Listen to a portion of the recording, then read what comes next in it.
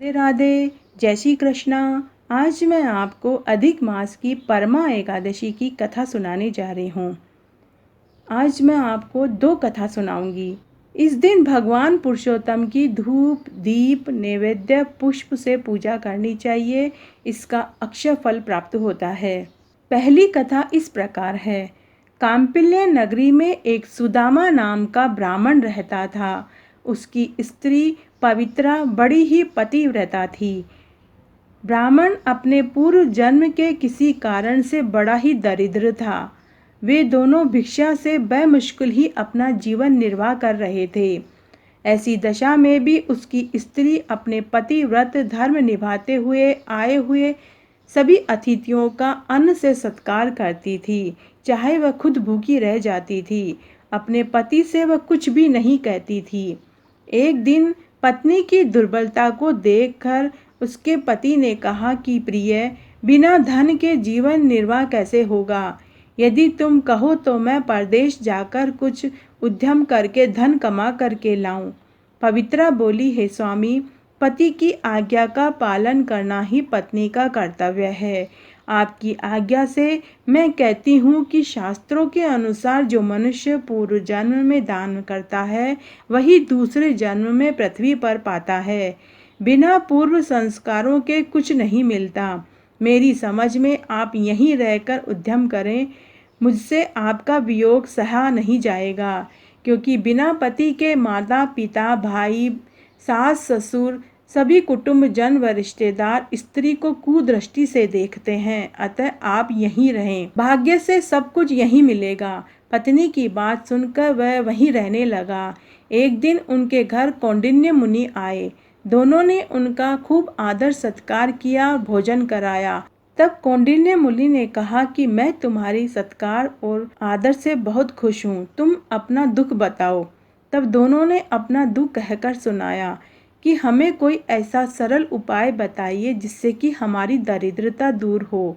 मुनि ने कहा कि हे पवित्रे, तुम दोनों अधिक मास की कृष्ण पक्ष की परमा एकादशी का व्रत करो, जिससे तुम्हारे सब दुख दारिद्र्य रोग पराजय व पाप नष्ट हो जाएंगे।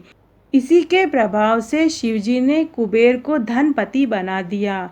राजा हरिश्चंद्र को पुत्र पत्नी और राज्य पुनः प्राप्त हुआ।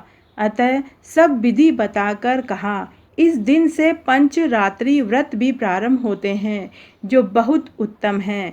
इसी एकादशी से शुरू करके जो 5 दिन तक निर्जल रहता है वह सकुटुम्ब स्वर्ग को जाता है, और जो संध्या के समय एक बार भोजन करता है और 5 दिन स्नान करने के बाद ब्राह्मणों को भोजन कराता है, उन्हें संसार को भोजन कराने का फल मिलता है। और जल कुंभ दान करने से ब्रह्मांड के दान का फल प्राप्त होता है। तिल पात्र दान करने से तिलों की संख्या के बराबर और घृत पात्र दान करने से स्वर्ग सुख भोगता है।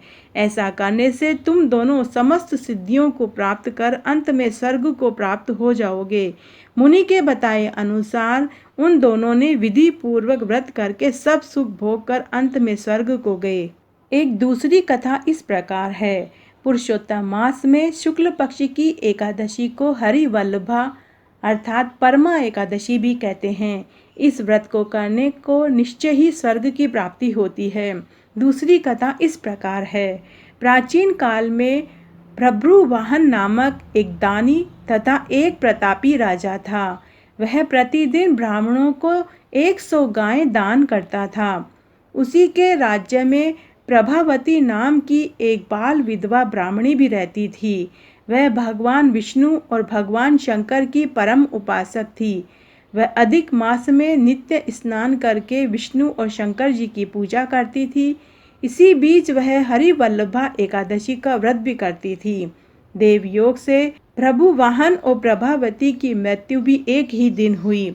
दोनों एक साथ धर्मराज जी के दरबार में पहुँचे।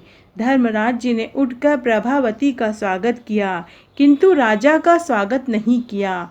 राजा को अपने द्वारा किए गए दान पुण्य पर बहुत भरोसा था, किंतु अपना स्वागत न किया जाना राजा को बड़ा चकित कर रहा था। इसी प्रकार प्रत्येक व्यक्ति के कार्य का लेखा जोखा रखने वाले चित्रगुप्त ने आकर प्रभावती तथा राजा को कर्मानुसार विष्णु लोक और स्वर्ग लोक जाने की बात बताई। राजा को यह सुनकर और भी आश्चर्य हुआ। राजा से अब चुप न रहा गया। तब राजा ने धर्मराज से इसका कारण पूछा।